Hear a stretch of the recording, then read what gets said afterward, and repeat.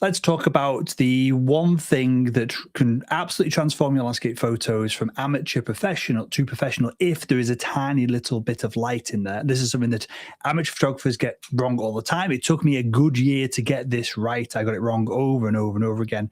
And that thing is soft light in images. So here we can see this picture here from Stephen. We're going to take a look at this and see if we can improve it, if I humbly do say so, in a second. But this lovely image here has quite soft light around the sun and the whatever this is, this object in front of it. Similarly, this lovely photo from Bryce, not sure about the composition, which we can discuss, but this big patch of light over here isn't very soft. And so we want to see if we can make it softer and make it glow across the entirety of the scene. And then I found this image from John, when was this, a couple of days ago, that was posted to the Facebook group. And John has attempted to soften the light here, but there's a few issues. And so we're going to come back to that in a second. So let me just copy and paste this into Photoshop, and we'll come back to this image of mine. This image took me, I'll mention it now, this image took me absolutely sodden ages to work on.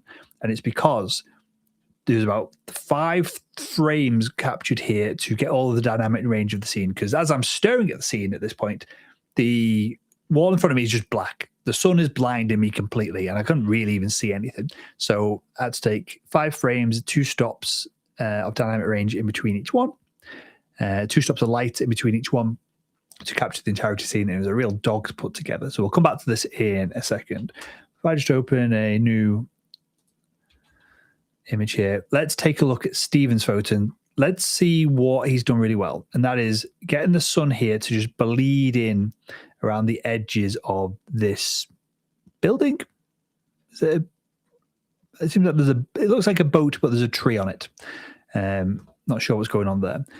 But I think if you wanted to make this even more epic, I think you could add even more soft light. And I'm going to show you the process to go about doing that right now. So all I'm going to do is get my picker. I'm going to choose around the sun so we get the right color in the light itself. I'm just going to brighten it slightly. And all I'm going to do is going to make the brush a bit smaller, but I'm going to create I'll duplicate the layer so we can see the before and after. I'm going to add a layer that I'm going to paint onto. I'm just going to like paint in a bit of glow around here. Now, there is already glow there. I'm just emphasizing it. It's only subtle, and I'm only doing it where the sun is peeking out around the edge of this object. But that alone can often be enough just to add a little bit of magic to a landscape photo and turn it, this is no way a snapshot, but this is in no way a snapshot, but just turn it from something that is a more of a documentary style photo just to something that's a little bit more magical. And look, you can go as much as you like into this, especially with a photo like this that has such high dynamic range. You can start even adding a bit of glow to the foreground here if you liked. But that is often, dial it back slightly, that is often when I see work that gets tons of likes on Instagram that people are raving about, particular photographers that are out there that people just seem to love, especially non-photographers. Non-photographers really love this dreamy glowing effect. And it's only possible to really do it when you've got the sun in the scene or you've got a heavy cast of the sun across your scene. It doesn't work in very flat light, obviously, because you're just adding glow to something that's an element of glow here to something that doesn't really exist. But you can also add it up to these clouds as well. So potentially just soften that, add a bit more color to the sky there. And again, only subtle, but that's the kind of thing that if you want to get a ton of likes on social media, which I'm not that bothered about, but some people seem to be, that is something to consider. Is there anything else we would do to this image? I probably would add a stronger vignette and maybe slightly more contrast in the sky. But other than that, absolutely class image from my man Stephen, who's been in a couple of these live streams now with absolutely incredible photos. So good work, mate. You can have a like. So that is what we're talking about on this live stream. Soft light and it being the differentiator between a lovely photo and then really leveling it up. I feel anyway. I think if we asked the general public, they would agree. Now that brings us then to a photo like this, which is from Bryce. So lovely scene. This is not as strong as a composition as the previous photo, and I think that's fair to say. Now let's pull this into Photoshop and look at observe what we're looking at. So the first thing is the highlights are completely blown out here, and you see that we've got this line going across. So when we look at the sky and there's a sunrise like this, we don't have a line. What we have is soft graduated light. Typically, there's an exception to everything, but this has happened because if we just pull this into Camera Raw, this happened because all this area has been blown out. So if, was it Bryce? If Bryce was to shoot this again, what we would want Bryce to do is shoot a few stops less exposed and try and protect these highlights here. Now, it could very well be just the way that the shot is aligned, that Bryce is on a lovely hike, captures a bit of the glow in the sky and takes the image. But that's something to consider. So how do we even potentially rescue this? Well, let's see if there is any data here. So I pull it back, you can see we just got this hard edge of light. So just pulling back our brights or exposure is not really going to help here. I think we probably want to pull back the exposure just a little bit in general, regardless. So we're going to pull that back. We don't want the foreground to be too dark here. But the next thing I'm going to look at is, can we do a radial gradient across here and just add a little bit dehazing? So dehaze is going to get that line and just soften it. So negative dehaze. So you can see that line is disappearing somewhat. We're losing a lot of color, so we might want to come back then and warm it up. See just how we've softened it just slightly. So then we might do another radial gradient just along the edge of this here. Again, dehaze it, just try and soften that line. And now we're starting to get somewhere. And you're just going to layer up these masks until we're now getting a big soft glow. And you don't have to use dehaze. There's other ways to go about doing this as well, but oops, wrong slider. Now you go before and after. We've now softened that area. So now we've got a little bit more room to work with here. Now, the other thing is this sky is really bright and then it's kind of just a bit muddled and gray up here. So I think we need a lot more contrast in the sky. So we'll just do this very quickly. But the contrast in the sky will make this area's glow look brighter because there is contrast for our eye to compare it against. So I'm just going to curve here.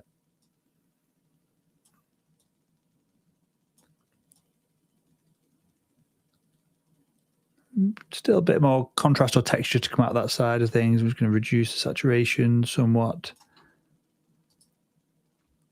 But hopefully there you can see the difference. We're making a shot that was overexposed by, well, necessity to probably just get the rest of the scene in shot, but also by mistake. Obviously, it could have been shot, technically could have been shot better.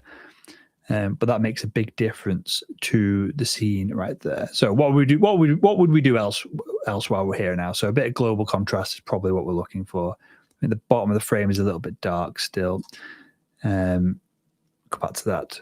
And then the other thing to think about is you've got all this lovely glowing light across the top of these trees here. Can we, which has a new layer, can we do what we did last time, like paint in some light?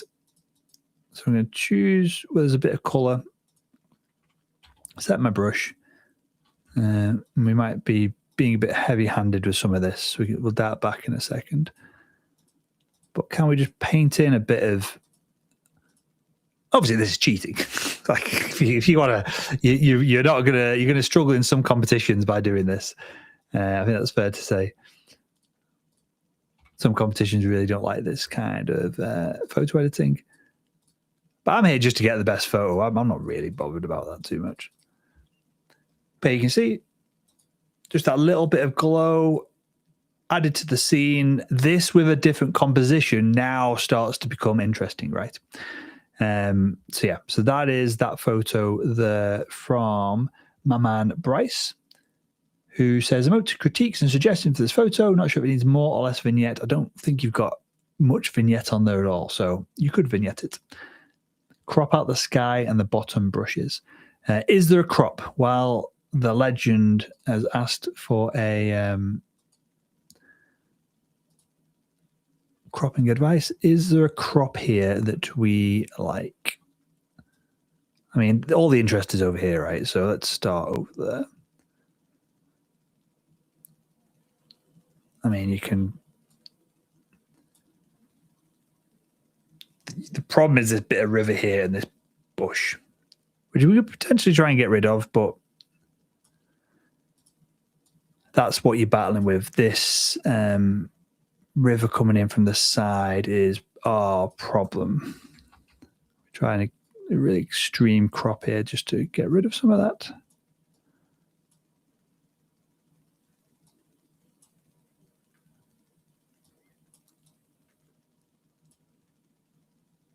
Maybe something more like that with a little bit of finagling.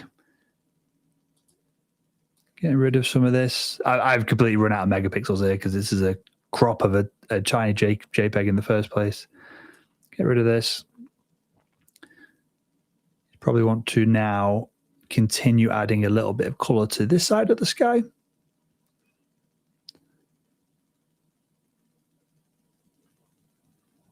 Come on, AI. So we just select our brush again.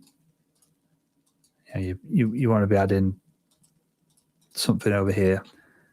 That's probably the best you're going to get from a crop. You got this line coming in from the side. You got this river coming, or this stream coming in here, and then you've got the light. That's what I would be looking at. Something more like that, which is not far off. I mean, this is a bloody amazing location and an amazing sunrise. Just the composition itself was struggling. So, Bryce, hopefully that was useful, mate. But yeah, if you live up here, freaking hell, what an advantage you have on everyone else. And then I wanted to quickly just run through this image from the legend that is John. So let me just throw this into Photoshop. Now, John knows the game. And John has, I think, added this glow on top of the trees here. So this glow on top, well, not really glow, this light on top of the trees is all as legit as it comes. But we've got these white halos across the top of all these trees here. Now, some of it could potentially just be the sun is coming up behind them, maybe, which I think probably is the case. But I think the other thing that's happened is this sky has been made a lot more blue, and so there's a kind of disconnect there. So we'll try just adjusting the sky, just knock some of the color out of it. So we're going to select a mask. I'm then going to go to my point color. I'm going to select the blue that I want to adjust. I'm just going to reduce the saturation. So that's probably more what it looked like, if not even less saturation, really. I'm just going to increase my highlights just to brighten it. So this is probably more what it looked like in reality. I'm just going to do a new layer and paste the original photo on so we can compare it, right? So that's probably a little bit more real right there. Now, it doesn't mean that we still can't paint in some nice light. So the first thing we're going to take a look at is, can we warm up the image? Because the sun is coming down from an angle, and so my brain expects relatively, it doesn't have to be blisteringly orange light, but expects a little bit more warmer color than what is actually there currently. So if we pull the temperature up, now it's looking, to me, more realistic, because this almost looks like a blue hour shot, even though there is light in the scene. This now looks like there is sunlight in the scene, which there absolutely was. So let's select some of this light. We want to just select if we can get it warm rather than blue. Select the brush. and I've got a 2% hardness, and you can even go 2% flow here. We're really trying to make this soft. I'm just going to paint in across the top there. Maybe just paint in a little bit more light on here. I'm just softening the edges. And now it looks a lot more like glow rather than a bunch of de-hazing and a sky that's very blue. Again, compositionally, you've got a nice layer and then another layer, and there's not really obviously anything going on in the sky. So maybe cropping a bunch of the sky out is probably the game here. 60:9. Probably want to crop as much of that sky out as possible, to be honest. But yeah, hopefully that makes sense, and you can see the difference there between the soft glowing light versus an attempt at glowing light that just doesn't quite work, because this looks very warm, the sky is very cold. Even down here in the snow, this is all very blue and very cold. So this could be warmed up slightly, I guess. I'll just warm it up. Cool it down, sorry, just a tad. We'll compromise, Compromise. And that's how you go about getting soft light on your images. So hopefully that was useful. One thing I am going to show you very quickly, and if you want feedback on your images and you want to improve them quick, one of the team at Photography Explained, legend that is Simon, has created this tool.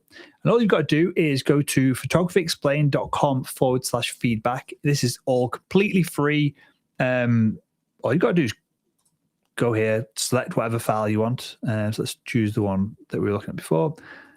I'll just put Will at photographyexplained.com. I would like gentle feedback. No, I'd like some tough love. No, yeah, okay. So you select the level of the feedback style that you would like. Let's go for competition. So I don't think this image is quite up for a composition standard. Let's see what the AI tool says. And what it's going to do, it's going to give you feedback on the image itself from a whole different bunch of perspectives. It's also been trained to a certain extent to give feedback from me. So it's the AI tool itself knows from all the content that we've created over the years what I would give feedback on, what I would look to give people things to improve. Oh no, if we broke it, Simon's going to be very happy. Let's try it again. This is the first live demo of it.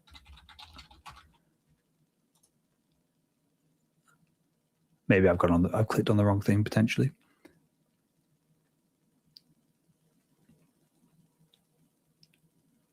Nerve-wracking time for Simon right now if you're in the stream, mate. And it gives you feedback, and then you can use that feedback to, here we go. So you can use that feedback to then take a look at leveling it up even further. So you can see for this image, first impression, it's a wonderfully stark and drastic feel. Snow-covered rocks in the midground immediately grab attention. Distant landscape shrouded in a snowstorm creates a sense of mystery and isolation. Yeah, I would agree. Makes me feel cold and a bit lonely, but in a beautiful way. And then we get down to composition. So what works, what doesn't work. So while the high vantage point is interesting, perhaps a slightly lower angle creates a stronger connection between the foreground rocks and make them feel more imposing. Maybe a bit lower down, they'd be less like this perspective of more kind of flat, so they appear longer, like leaning into the midground lighting and exposure. So slight adjustments to the exposure in post-processing, perhaps a touch more contrast could help bring out the texture in the rocks. Absolutely, there is not enough dodging and burning and contrast in these rocks in the snowy parts.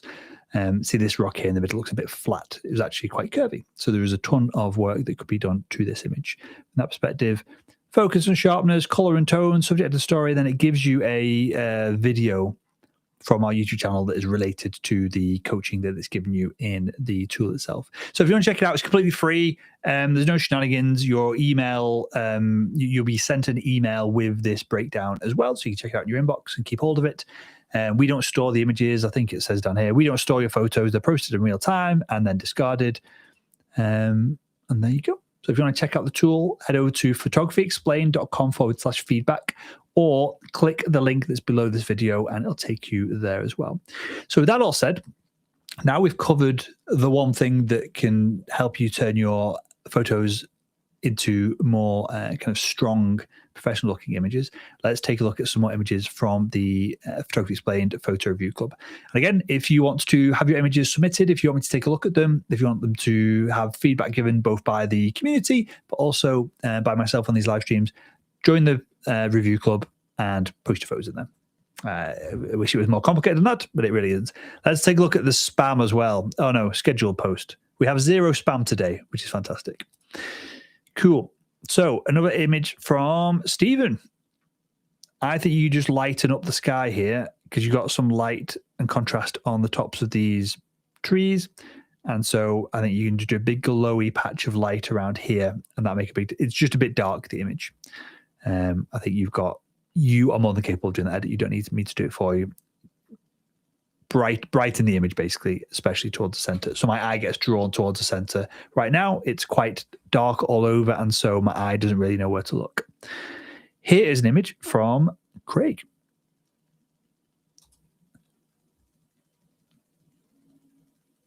I think you just need to reposition yourself so this boat isn't quite so stuck in the corner, and these the leaves of this weed or wildflower.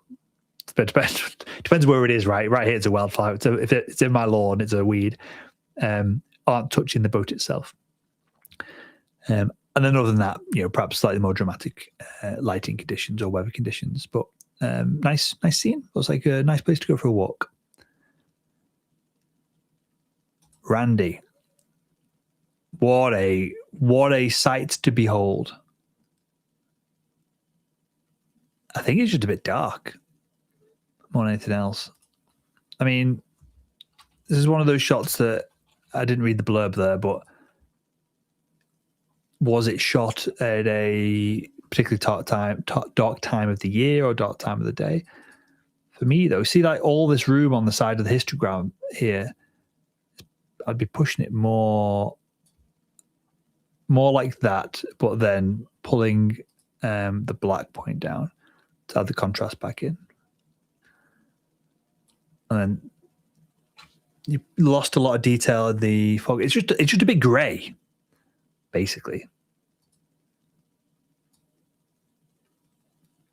Because I don't imagine it would be too grey. It looks quite bold.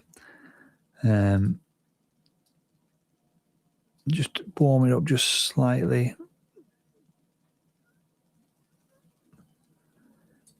So yeah, something more like that.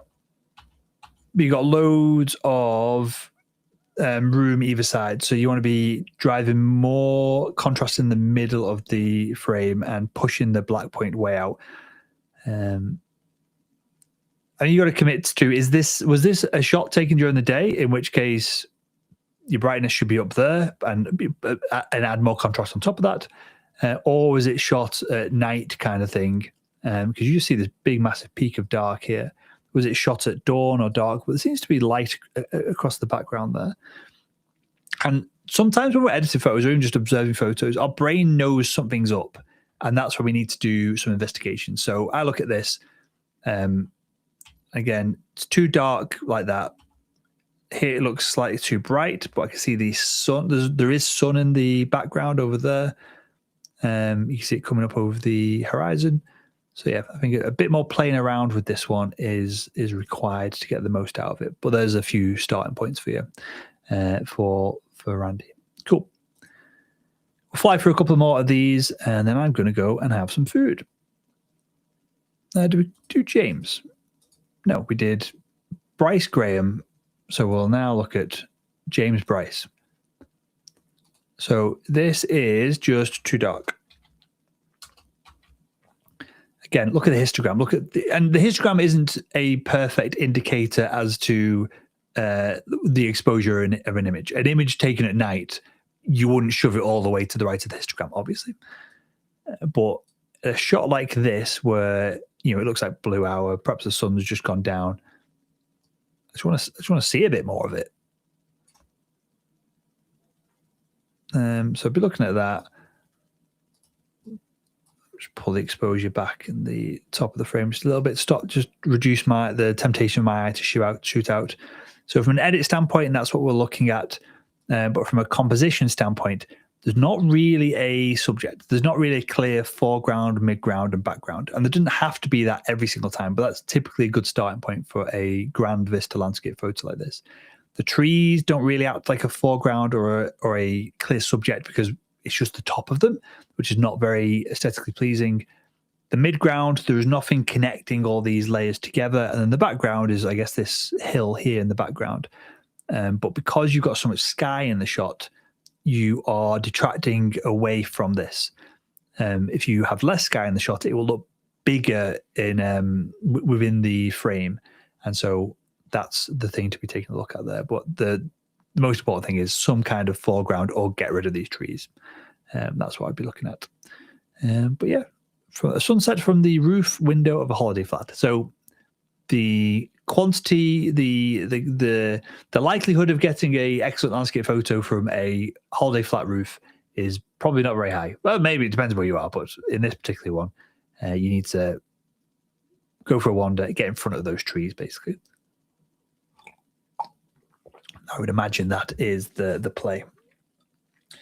Right, a couple more of these. Eugene crushing it as always. I'm going to be a bit more critical with you here, mate. I think the framing, which is what you've tried to do here, framing with these branches is just getting in the way of what I want to see, which is these mountains in the background. But the colors of the trees, this is all very beautiful. It's quite green. I don't know if the color balance could be shifted just very slightly. The tint. Color. To me and my eye, it's like shifting color. Like this is looking down here, it's just looking a little bit odd. There you go, looks a little bit more neutral there now. So yeah, I think there's a bit of color shift that you could do. Like if you look at the white up here now, or as I look at it, that looks more natural and real than this kind of bluish green that I see on my monitor. But yeah, the main issue you've got is these leaves of this tree being in the way of what is actually interesting in the frame. Sometimes you can be too clever, right? No one's ever accused me of being too clever. Well, I think in this instance, the better shot would probably have just not had a foreground, had this leading line, and just done a really simple, basic shot. Now, you might shoot here all the time, in which case you are bored of that and you want to do something different, in which case experimenting is great. But you've got a line going across the foreground, which like stops my eye moving up. And then the leading line is great with the shoreline, and then these trees just get in the way of the actual subject itself. And then the more I look at it, these trees here are not far enough into the frame to do a frame within a frame and frame up the main subject. They're just irritating on the edge of the frame there. So, Eugene, the hopefully constructive feedback for you, mate, because I know you can do better and you seem to be in the best locations in the world all the time. And so you've got to make the most of it for everyone's sake. Cool. I'm going to look at two more. This one from Marco. The only thing I'd think about changing here, right, is the perspective when you shot the shot. What I want when I look at this, what I feel is the issue is too much midground. Like I really want it to be like more like that. So if I just do a new layer, oops, we'll copy and paste it back from here. So that shift and just getting rid of all that space in the middle is what I'd be looking for with the shot. I'd also just get rid of these power cables or I was going to say a zip line, but a line to get a cart across with people in, whatever you call that. Other than that, it's actually quite nice. So yeah, it was just getting lower down so you would eliminate some of that foreground. I mean, you could mess around with it and do it artificially like this if you like. And then you just crop it.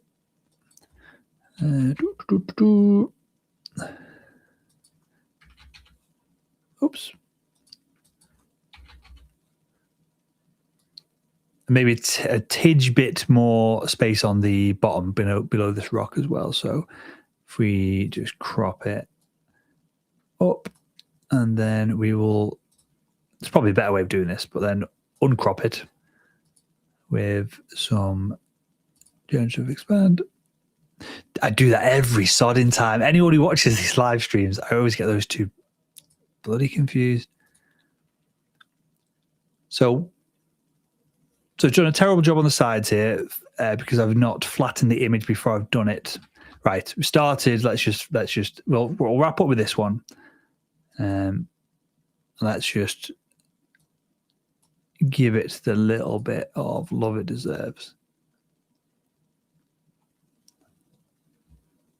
That did absolutely nothing. So a bit more. Fine. So now what I would be looking for is to dodge and burn some of the darker areas here now. So I'm going to do a luminosity mask. I'm just going to try and find the darks. So here the dark bits have now become white. So that means that I can selectively dodge and burn layer. So now when I paint onto these darks, because on the mask they are white, the white lets the paint, I guess, go through. So I'm going to select my brush, increase the hardness to 5, flow to 5, and make it a lot smaller. And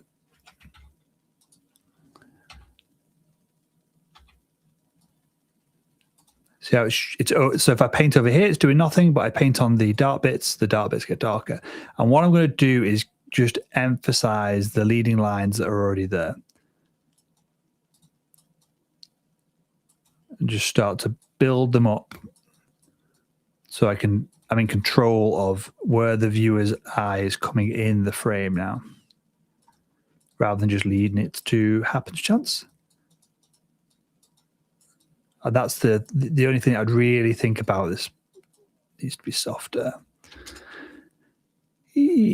That's the only thing I'd really be thinking about in a shot like this now.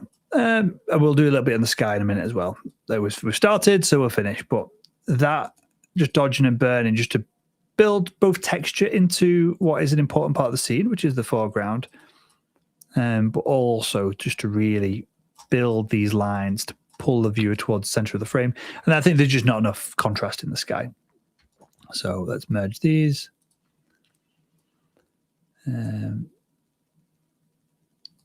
We'll just do a big linear gradient.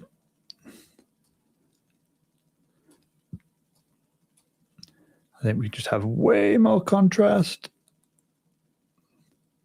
Almost needs to do a curve here. There's so little contrast there. And then probably a vignette just to pull the viewer's eye towards that part of the frame there as well. So if we do that and then just pull up the overall exposure, that's the kind of thing that I would be looking for with an image like this. So we go back to the original one.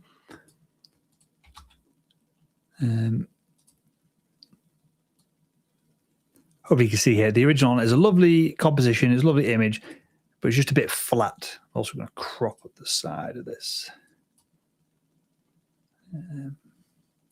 Would be better with a 4:3. Better with a 4:3. I think that's the move. Hey, that's the move. Pull this down. All right, sod it. But there you go. That's what I'd be looking for with an image like this. So hopefully that was useful. Hopefully you enjoyed the stream. Any questions, leave them in the comments, and I'll spend some time in the comments later on this evening answering your questions. And with that, I'll see you in a little bit. Cheers.